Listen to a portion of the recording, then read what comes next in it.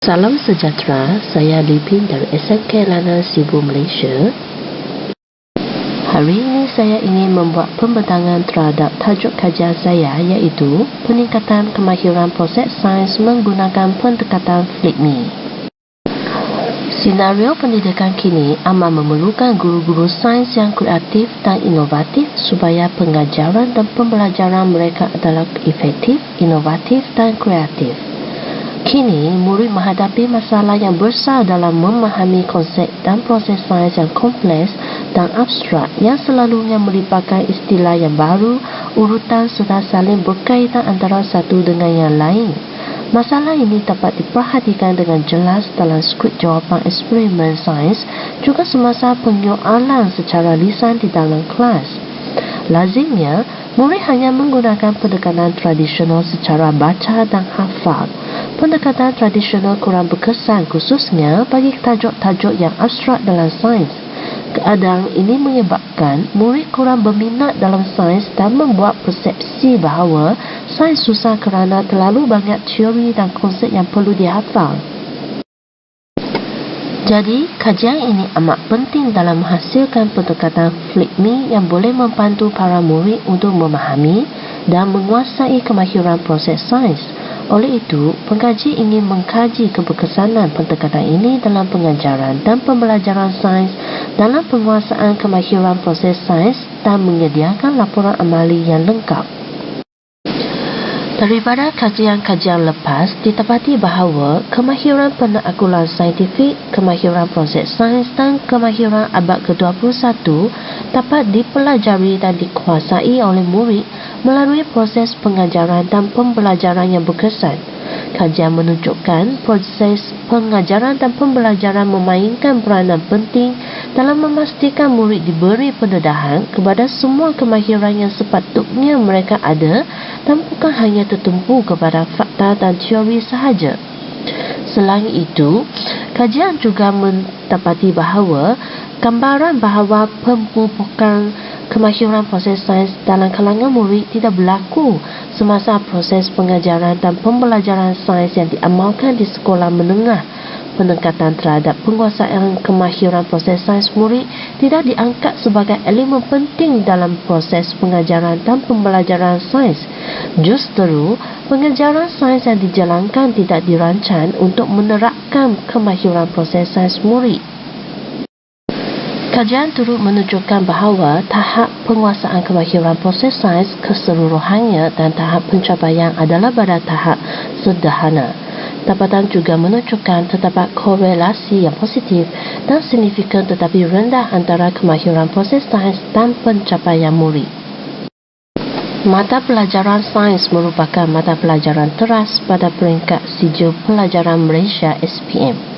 Mata pelajaran sains peringkat SPM mempunyai dua bahagian iaitu Sains Kertas 1 dan Sains Kertas 2. Satu instrumen pentafsiran bagi mata pelajaran Sains Kertas 2 dalam bahagian C soalan 10 ialah kemahiran proses sains.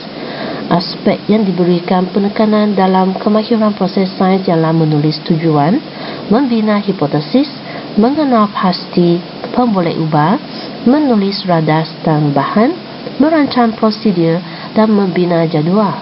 Oleh itu, perancangan eksperimen memerlukan kemahiran berfikir aras tinggi. Objektif kajian ini ialah memudahkan proses pengajaran dan pembelajaran P dan P dengan menggunakan teknik yang sesuai, mudah dan betul.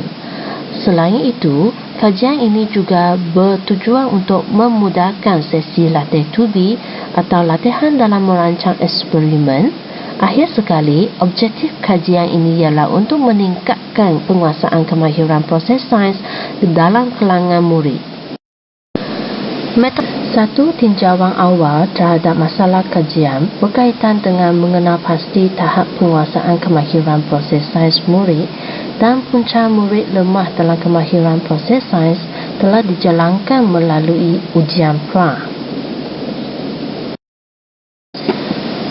Melalui analisis tinjauan masalah, berdasarkan ujian pra yang diberikan dan pengemakan ujian pra murid, Punca murid gagal menguasai kemahiran proses sains adalah seperti yang terkandung dalam jadual yang berikut.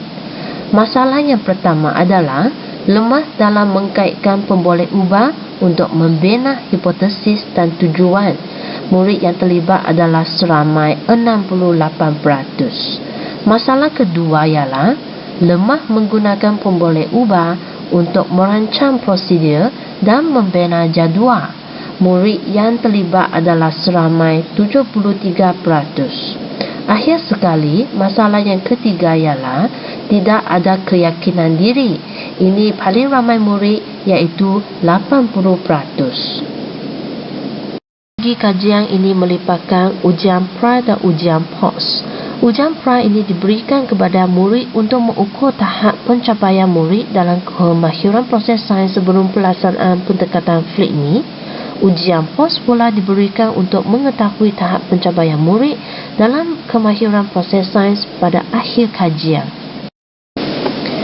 Sekarang saya akan menjelaskan sedikit cara menggunakan pendekatan FLICMI. Sebelum menulis laporan amali, guru memberikan maklumat berkaitan dengan kaedah menulis laporan amali berpantukan tip-tip penulisan yang ditunjukkan dalam FLICMI.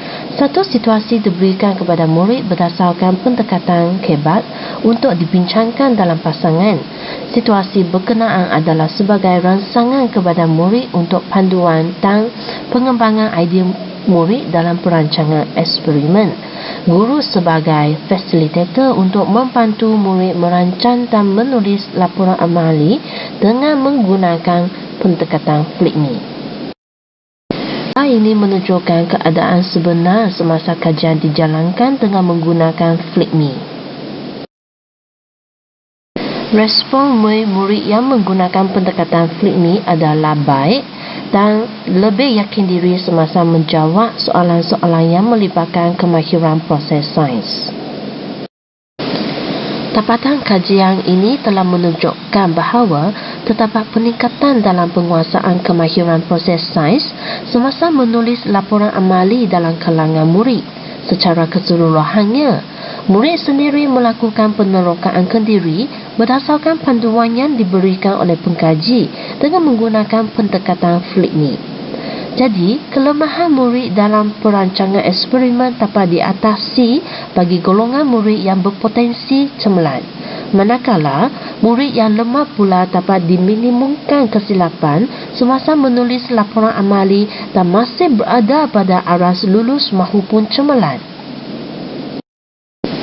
Jadual ini menunjukkan pencapaian murid dalam ujian pra dan ujian pos bagi kedua-dua kumpulan, iaitu kumpulan lemah dan kumpulan cemerlang.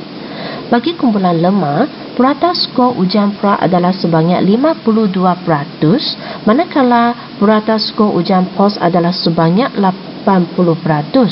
Bagi kumpulan cemerlang pula, purata skor bagi ujian pra adalah sebanyak 66%, tetapi purata skor ujian pos telah ditingkatkan sehingga 92%. Ini menunjukkan perbandingan pencapaian murid dalam ujian pra dan ujian pos bagi kumpulan lemah dan kumpulan cemerlang. Jadi, graf ini telah menunjukkan peningkatan pencapaian kemahiran proses sains dalam kalangan kedua-dua kumpulan. Semasa aktiviti menggunakan pendekatan FLICMI berjalan, didapati keyakinan murid untuk menjawab soalan merancang eksperimen semakin meningkat. Murid telah membuat penerokaan kendiri melalui pendekatan FLICMI. Namun demikian, pencapaian murid dalam ujian pos juga menunjukkan peningkatan. Hal ini bermakna kelemahan murid dalam menulis laporan amali yang melibatkan kemahiran proses sains dapat diminimumkan. Keadaan ini terbukti melalui ujian pos yang telah dilaksanakan. Jika dibuat perbandingan antara ujian pra dan ujian pos, didapati ada peningkatan dari segi pencapaian pada tahap cemerlang dalam mengalami peningkatan ketara, iaitu purata markah sebanyak 52% telah meningkat sehingga 80% bagi kumpulan lemah, manakala markah sebanyak 66% telah meningkat sehingga 92% bagi kumpulan cemerlang. Justru, pencapaian murid dalam penulisan laporan amali yang melibatkan kemahiran proses sains diharap dapat membantu meningkatkan pencapaian murid bagi mata pelajaran sains di peringkat SPM. Di samping itu, respon positif daripada murid terhadap pelaksanaan pendekatan FLIPME ini amat bermakna kepada pengkaji dalam usaha meningkatkan kecemerlangan murid dalam sains di peringkat SPM. Ini sahaja daripada saya. Sekian, terima kasih.